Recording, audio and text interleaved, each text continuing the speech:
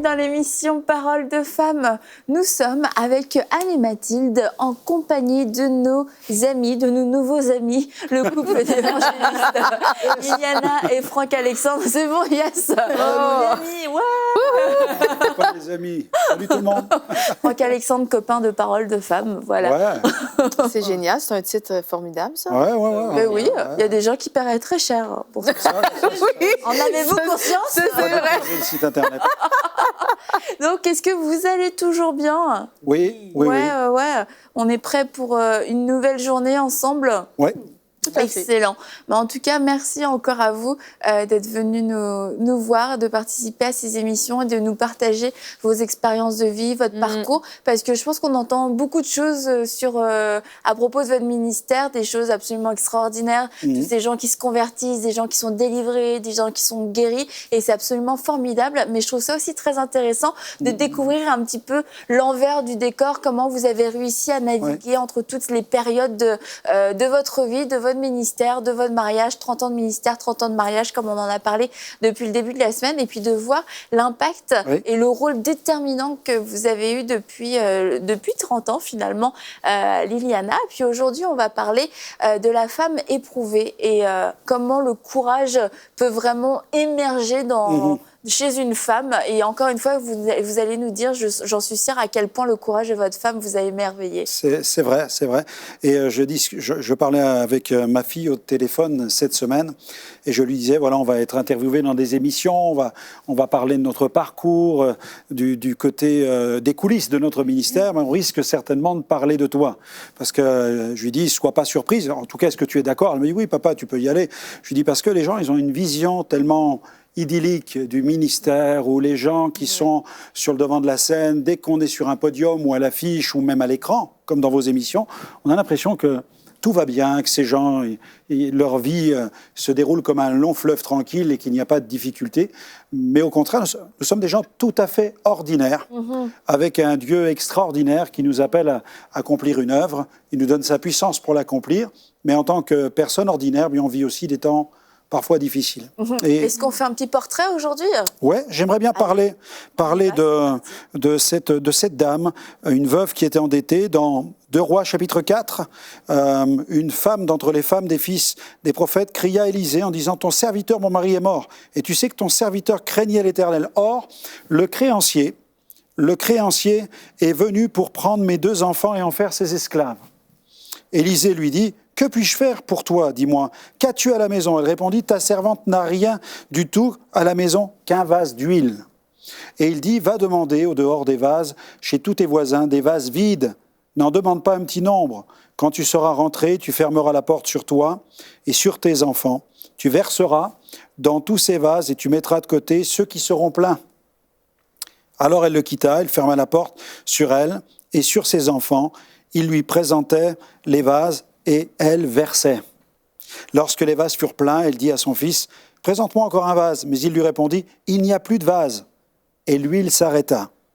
Elle alla le rapporter à l'homme de Dieu et il dit « Va vendre l'huile, paie ta dette et tu vivras, toi et tes fils, de ce qui restera. » Cette histoire me parle d'une femme tout à fait, je dirais, normale, qui passe malheureusement par des épreuves. Et dans la vie normale, dans la vie ordinaire, on passe tous par des épreuves, que ce soit le deuil, que ce soit la maladie, des difficultés financières, mais elle a pu faire l'expérience de la provision divine. Et je veux vraiment encourager avec Liliana, on veut encourager ceux qui nous écoutent, qui peut-être sont couchés sur des lits de maladie, peut-être croulent sous les dettes, sont dans des situations où les créanciers frappent même à la porte. Ils sont dans l'épreuve, on veut leur dire que c'est possible de relever la tête. Et nous sommes passés par des épreuves qui ont duré plusieurs années pour certaines d'entre elles. Et à un moment, on a compris qu'il fallait aller chercher les vases et les présenter en grand nombre devant le Seigneur. Et Dieu était fidèle. Il les a remplis, il a pourvu. Il a pourvu. Vous parliez de votre fille. Et justement, avec votre fille, vous avez vécu une situation relativement dramatique et déchirante. Ouais. Et donc, Liliana, si vous voulez peut-être nous raconter. Oui, je veux bien. Johanna avait 16 ans quand elle a fait sa première fugue. Ouais. J'ai cru que j'allais mourir. C'est un sentiment qui vous envahit entièrement. Vous ne pouvez pas le contrôler. Et ce que j'ai ressenti, ça a été tellement fort, comme un déchirement. Et mon époux s'en souvient, hein, quand il m'a vu, il a cru vraiment que j'allais en mourir. Et il y a des douleurs qui apparaissent. Cette boule au ventre qui ne vous quitte pas et qui vous rappelle bien qu'il y a un gros souci. Perte de cheveux, les insomnies, parce que vous vous inquiétez tellement pour votre fille que vous endormez plus la nuit. Et vous avez des tas de scénarios dans votre tête. Et vous pensez au pire, hein, forcément. Ah oui. Et tout ça, je voudrais dire aussi que c'est un sentiment qui est normal pour toutes celles qui passent par l'épreuve avec un enfant. Dites-vous que ce que vous allez ressentir, c'est tout à fait normal, mais ce qui ne sera pas normal, c'est de rester dans cet état-là. Alors, je peux vous dire que j'ai eu des hauts et des bas, hein. Ça n'a pas toujours été facile, mais je me suis accrochée au Seigneur. Et ma force, je l'ai trouvée en Dieu. Et Dieu m'a permis de traverser cette épreuve qui a duré quand même 6 ans. Donc, c'est pour ça que je vous dis, il y a eu des hauts, des bas, ça n'a pas toujours été très, très facile. Mais je me suis accrochée parce que je sais que Dieu a des promesses et que rien ne peut se mettre au travers de la volonté de Dieu.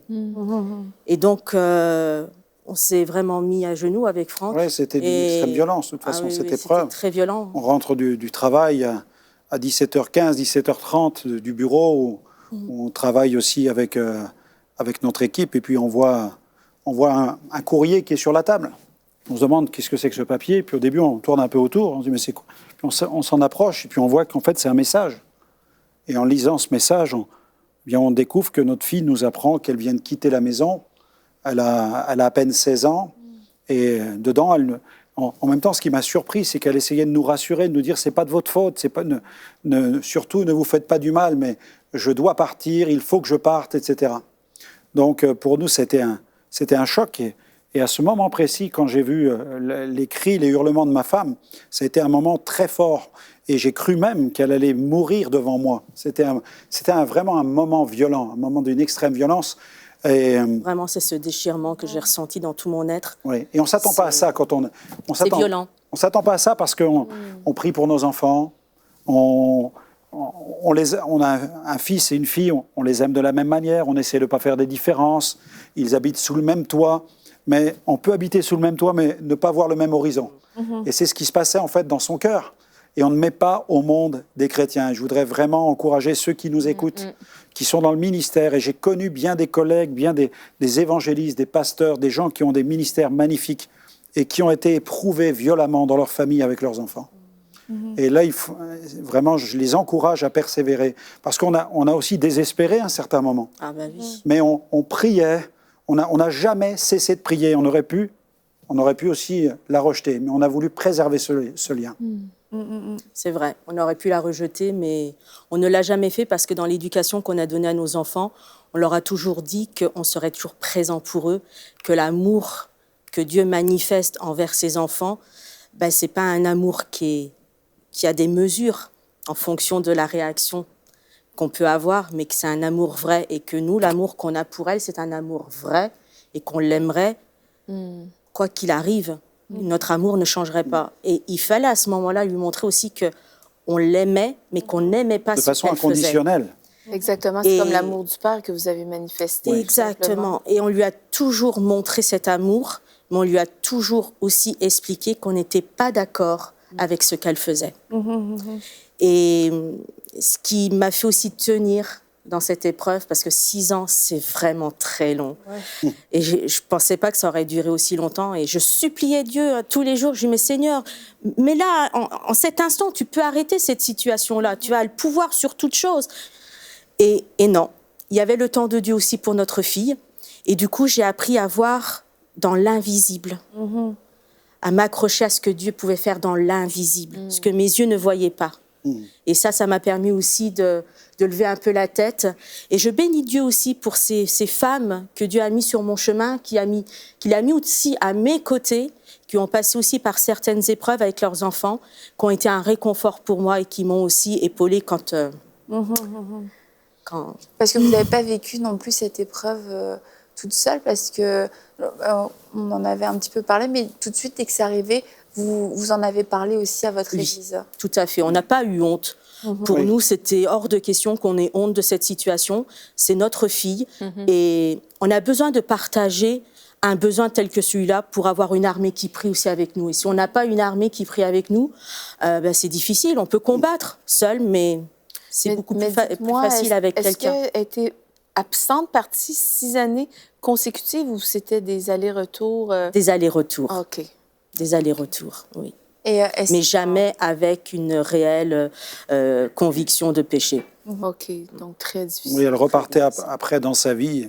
En fait, la violence, elle était morale dès le départ et immédiatement, c'était une violence physique. L'impact était émotionnel, physique et immédiatement spirituel derrière, parce que le diable, lui, nous a attaqués. Il nous a attaqués pour nous dire tout de suite tous les scénarios possibles, mais en même temps sur ce que nous sommes en tant que ministère. Parce qu'on est attaqué immédiatement dans ce qu'on présente, dans ce qu'on prêche, et on prêche parfois même de façon un peu idéale, la vie de couple, la vie de famille. Et donc là, on était attaqué aussi dans ce que nous étions, et l'ennemi voulait nous fermer la bouche dans notre ministère, nous empêcher de continuer à exercer, tel point que pendant quelques minutes, j'ai même été tenté de dire, mais avec une telle situation, qu'est-ce que je peux apporter aux familles de mon Église? Quel exemple, quel modèle vais-je laisser? Et le Saint-Esprit m'a restauré, m'a consolé en me disant, mais ne fais pas ce cadeau au diable. Bien sûr. Ne lui fais pas ce cadeau-là. Et tout à coup, de la Bible est venue l'histoire du Fils prodigue, qui est une analogie, une parabole qui nous parle de l'amour du Père et du monde. Et Dieu n'a pas rejeté le monde. Et c'est comme si Dieu me disait, mais si moi je n'ai pas rejeté le monde et que j'attends avec impatience derrière la fenêtre, je scrute l'horizon attendant le retour du Fils prodigue, toi aussi tu vas devoir apprendre ça, mais elle reviendra, elle reviendra. Elle reviendra. Alors c'est là on était libérés, on a appris à montrer aussi notre vulnérabilité. Et c'est cette face que nous avons dans notre vie de gens ordinaires qui servent un Dieu extraordinaire. Et finalement, on a été stupéfait de voir que les gens avaient compassion de nous. Pourquoi? Parce que les gens, nos frères et sœurs, nos bien-aimés qui sont dans nos assemblées, vivent aussi les mêmes épreuves.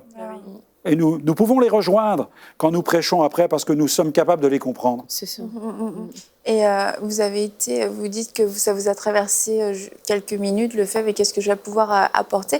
Mais est-ce que vous avez été aussi tenté peut-être d'arrêter de voyager, d'aller annoncer l'évangile un peu partout et au monde entier?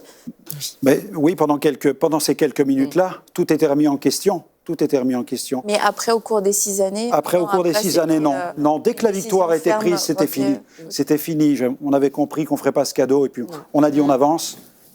Quels que soient peut-être les ragots qui pourront courir sur notre couple. De toute façon, on le vit tout le temps, d'une manière ou d'une autre. Dès qu'on est un personnage public de par ce fait, nous sommes de toute façon critiqués. Il faut l'accepter. Et puis, on a accepté de payer aussi ce prix-là.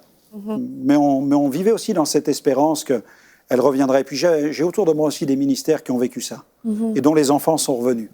Et là aussi, en écoutant des témoignages de pasteurs qui avaient été durement éprouvés avec leurs enfants et que la gloire de Dieu s'était manifestée. Donc tous ces témoignages ont suscité aussi de l'espérance chez nous en se disant, mais si c'est possible pour eux, c'est possible aussi pour nous. Et si c'est possible pour nous, c'est possible pour tous ceux qui nous écoutent. J'allais dire, c'est même pas... le but du malin, c'est d'essayer par tous les moyens de nous discréditer. Et souvent, on est assez solide, mais nos enfants sont plus faibles. Et il sait qu'en s'attaquant à nos enfants, il va nous attaquer directement. Et il va amener du discrédit aussi par rapport à notre enseignement. Parce que nos enfants, ça doit être le reflet de notre enseignement. C'est ça. Et c'est tellement une cible facile de s'attaquer à un enfant adolescent. C'est pour ça qu'il y a beaucoup de familles de serviteurs et de chrétiens fidèles qui le vivent, parce que nos enfants sont des cibles. Et là, je veux dire aux mères de tenir ferme et de prier pour leurs enfants tout le temps et d'élever une muraille de protection, parce que si l'ennemi ne peut pas vous attaquer, il s'attaquera à vos enfants. Alors tenez ferme et puis mettez une muraille de protection autour de vos enfants. Et vous, Liliana, qui est une femme de prière, est-ce qu'au cours de ces 6 années, vous avez vécu des moments de prière particuliers où vous sentiez peut-être que votre fille, elle avait besoin à ce moment-là de prière et d'intercession et que ça a fait finalement la différence et que ça l'a gardée? Oh que oui, pour la simple raison, c'est que j'étais poussée à lui envoyer des SMS à certains moments de la journée ou de la soirée. Et plus tard, ma fille m'a dit, « Maman, à chaque fois que tu m'as envoyé ce SMS, c'était le moment où j'en avais le plus besoin. Donc, il faut aussi avoir cette sensibilité. Et je pense que l'amour qu'on a pour notre enfant nous pousse aussi à vraiment tout remettre entre les mains de Dieu. et dire, Seigneur, je ne peux pas tout contrôler, je peux pas... C'est pas où elle est. Je ne sais pas où elle est, Qui? mais je sais que ton regard, il est sur elle parce qu'on te l'a confié à sa naissance. Amen. Et à partir de là, tu te dis, bon, il faut faire confiance au Seigneur jusqu'au bout. Et puis, j'aimerais aussi encourager les sœurs à aller écouter d'autres témoignages, d'autres sœurs qui ont passé par ces épreuves-là, parce que ça fait du bien, parce qu'on se dit, voilà, elles en sont sorties. C'est un combat qui n'est pas resté, mais ça s'est arrêté à un moment donné. Et pour nous, ça s'est arrêté aussi à un moment donné, parce que Dieu a permis que notre fille revienne au Seigneur. Racontez quand même, parce qu'on va terminer ce témoignage. La note positive, la bonne Avec note. la note positive, Comment votre fille est revenue, que c'est-il? Elle a revécu un moment très difficile dans sa vie. Elle nous a fait appel à nous, et donc nous étions bien sûr présents pour elle. Elle savait qu'elle pouvait compter sur nous. Elle savait qu'elle pouvait compter sur nous, ouais, tout à fait. Et elle était chez nous le samedi, dimanche matin, c'est l'église. On lui a proposé de venir. Et on lui a proposé de venir. Et c'est son papa qui prêchait. Ce matin-là, c'était très, très fort en émotion. Très, très fort. Parce que j'ai prêché, mais j'étais dans un état second, en fait. J'étais ailleurs, sachant que ma fille était dans les rangs. Et j'ai lancé un appel à la fin, et puis des gens sont venus en grand nombre devant. Mais j'ai vu ma fille, tout à coup, se lever droit devant sa chaise en titubant. Mais j'ai réalisé que le Saint-Esprit était en train de se ruer sur elle. C'était vraiment très fort dans ce moment-là. Elle-même, après, quand elle me l'a dit, elle m'a dit, mais c'était un moment extrêmement puissant dans cette relation avec Dieu qui se manifestait pour elle, à son intention, de façon tellement surnaturelle. Et elle s'est levée en titubant, elle est venue vers l'avant. Et j'ai l'habitude de prier pour tous les gens qui viennent devant, mais là, ce jour-là, je n'ai prié que pour elle. Et mon collègue pasteur qui était là, qui est pasteur de l'Assemblée, il m'a vu filer sur ma fille. Tous les cadres de l'Église sont occupés de tous les gens, mais là, ce matin-là, c'était un appel qui était pour elle, et c'est son papa qui est venu prier pour elle. C'était le papa qui la prenait dans ses bras. Donc c'était un moment vraiment extraordinaire, plein d'émotions, et qui était le début de son retour à Dieu, Et vous avez assisté à ça, Liliane? Ah, que oui, quand j'ai vu Johanna dans les bras de son papa, j'ai dit, mais quelle récompense aussi pour lui, de pouvoir avoir sa fille dans ses bras et de pouvoir lui-même prier pour elle, et elle de resserrer son papa dans les bras comme elle faisait avant qu'elle fasse toute sa crise, parce que elle le faisait plus. Il y avait une distance qui s'était installée quand même. Hein. On peut pas dire que voilà, elle nous sautait dans les bras, mais là de revoir ce lien d'amour entre un papa et une maman. Moi, je ne pouvais même pas prier avec des mots. Je ne pouvais que pleurer. Ma prière était mes larmes. C'était un moment énorme. Reconnaissance. C'est un petit peu émouvant quand même. Mais Dieu est bon parce qu'il a tout orchestré. Ouais. Et ce qu'on a pu rêver d'un retour à Dieu d'un enfant, quand on le vit, c'est tellement glorieux. C'est tellement glorieux. Parce qu'à un moment, des fois, on se décourage, mais on reprend courage. On se décourage, on reprend courage. Et on reconfesse les paroles de Dieu. Elle est comme la prunelle de l'œil de l'Éternel. On a confessé de nombreuses paroles sur elle, pour elle, en sa faveur. Et on a refusé la fatalité. On a refusé la fatalité. On a dit non, elle est au Seigneur, elle reviendra à Dieu. Et on a combattu, on n'a jamais lâché. Avant qu'on poursuive l'émission, on va pouvoir peut-être aussi parler d'un autre témoignage, mais je pense que ce sera important qu'on puisse prier pour des personnes qui passent exactement par ces situations. Liliana, est-ce que vous pourriez accompagner ces parents dans la prière? Tout à fait. Seigneur, je veux vraiment te bénir, te rendre grâce, parce que Seigneur, avec toi, il n'y a pas de fatalité. Quand nous passons par cette épreuve d'un enfant qui prend le mauvais chemin, nous savons que toi, ton regard est sur cet enfant. Et Seigneur, je te prie pour ces familles, pour ces mamans, pour ces papas qui passent, Seigneur, par cette épreuve. Et nous savons, Seigneur, tout ce que ça peut engendrer comme souffrance, comme désarroi. Mais nous savons une chose, Seigneur, c'est qu'avec toi, nous avons la victoire.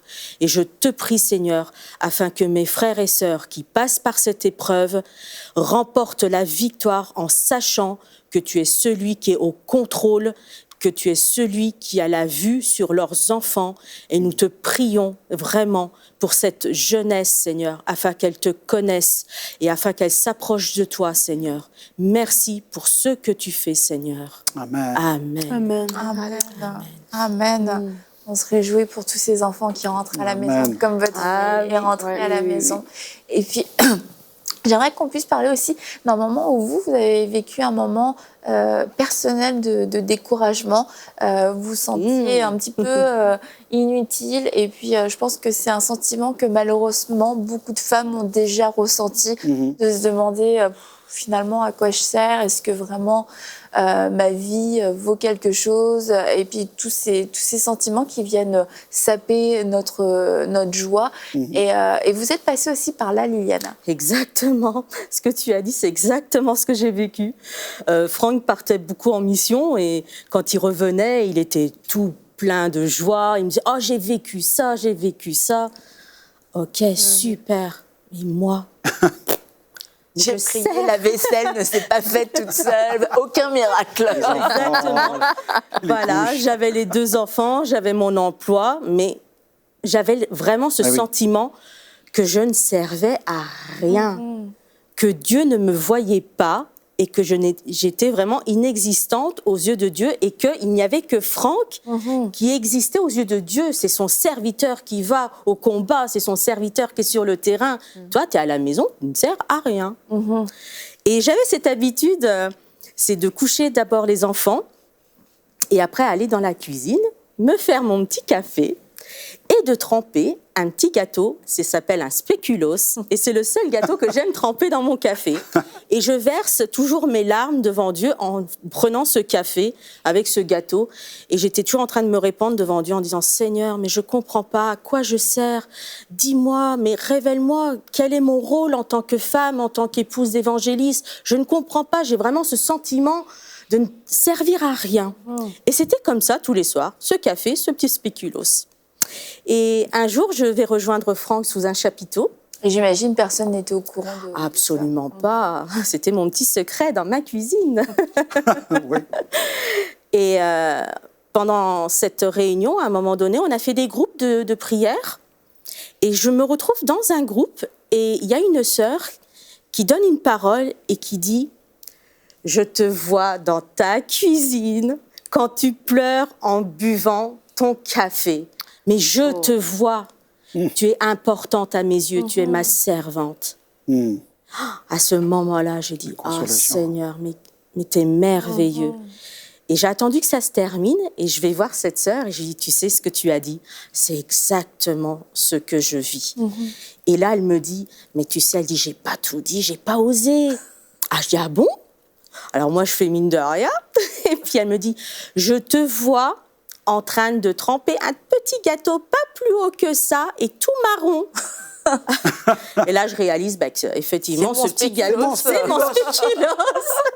Donc, ça confirmait davantage comment Dieu me voit, mais jusqu'au petit détail. Le spéculoos, il n'y a pas 2 Liliana dans le monde qui boit son café avec un spéculoos. En pleurant. En pleurant en plus. Un café le soir en plus. Ouais, et ça m'a fait vraiment un bien. Ça n'aide pas à dormir. Non, c'est pour pleurer plus longtemps. Voilà, et j'ai réalisé que j'avais de la conscience aux yeux de Dieu et que mon rôle de...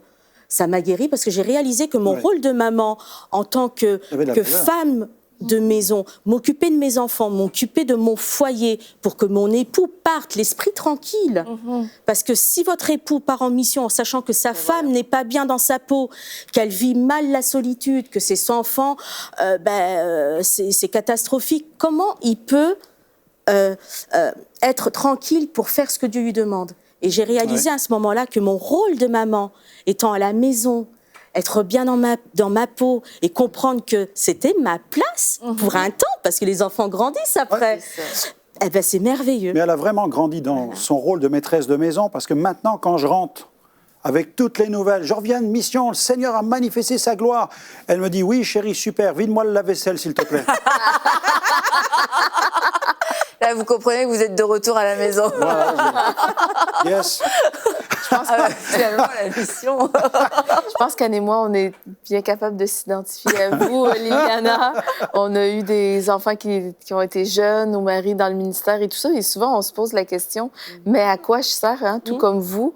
Et puis, le Seigneur a su me rassurer. Je sais que tu as déjà témoigné, Anne, qu'on est à la bonne place au bon moment pour cette saison de notre vie. Exactement. Et si on n'était pas là, ces gardiennes du foyer, on est comme oui, c'est ça, on est des gardiennes. On garde le fort pendant que notre mari est à l'œuvre et on est là pour élever les enfants, pour prier pour lui, pour tenir les choses. Et il serait incapable sans ça de poursuivre, de faire l'œuvre, d'obéir à ce que Dieu leur demande de faire. Donc, toutes celles qui nous écoutent, si vous êtes dans votre cuisine et vous faites toutes ces choses, vous êtes dans la volonté de Dieu. Si Dieu vous a appelé à être là et vous servez vraiment à faire avancer l'œuvre et le royaume de Dieu, quoi que les gens disent, quoi et que vous, vous pasteur pensiez. Franck, juste rapidement, est-ce que vous vous doutiez que votre femme vivait ce genre de choses? Non. Je n'imaginais pas qu'elle pleurait seule le soir. Non, pourtant, on partageait les choses ensemble, mais il y a des choses peut-être que par pudeur, on cache parfois, qu'on n'ose pas peut-être partager. Et ça m'a ému de réaliser que Dieu la voyait, que le regard de Dieu était sur elle, qu'il voyait ses larmes. Et pour moi, ça m'a vraiment parlé que l'œil de Dieu est sur chacun des moments qu'on vit à l'intérieur de notre maison. Et c'est vrai qu'elle versait ses larmes de son côté. Moi, je versais les miennes. Ah, ouais. Du mien. D'accord. Parce que quand on est évangéliste et qu'on voyage beaucoup, on verse aussi les siennes. Parce que la famille nous manque. Mais bon, la consolation est aussi dans le Seigneur. Et c'est vrai que je rentre aussi en fanfaronnant pour « Gloire à Dieu, tout va bien, ton mari, t'inquiète pas, il va bien, il est heureux, il est là où il est. » Mais on a aussi, chacun, on a une seule chair. Donc on s'impatiente d'être toujours ensemble. Mais maintenant, on voyage ensemble parce que c'est une nouvelle saison, les enfants ont pris leur envol. Et puis on circule dans le monde tous les deux. Et vous faites ça bien. On essaye, avec la grâce de Dieu. C'est ça, c'est que c'était pour une saison. Et puis, c'était vraiment important, surtout avec l'histoire que vous avez vécue avec votre fille. Je pense que finalement, ça avait quand même posé des bonnes fondations au niveau de votre famille. C'était des années qui étaient très importantes, qui ont permis aussi son retour, qui ont permis de développer cette relation d'amour pleinement avec elle. Et en tout cas, merci beaucoup d'avoir partagé tout ça avec nous, ces expériences très personnelles. Et c'est vrai qu'on ne s'imagine pas toujours les dessous du ministère, que ça peut être parfois douloureux, qu'il y a des souffrances personnelles, que le ministère peut être douloureux aussi. Mais on garde le sourire, non pas parce qu'on est hypocrite, mais parce qu'on veut servir le Seigneur. Tellement et qu'on se dit, il y a du travail, on va le faire. Et Dieu prend soin de nous, Dieu a pris soin de vous. Et c'est un grand encouragement. Et je suis sûre que beaucoup de femmes ont été encouragées aujourd'hui à travers vos témoignages, Liliana, pardon. Liliana, à demain, Liliana. En parole de femme. Donc on se dit à demain pour un prochain épisode de Parole de femme.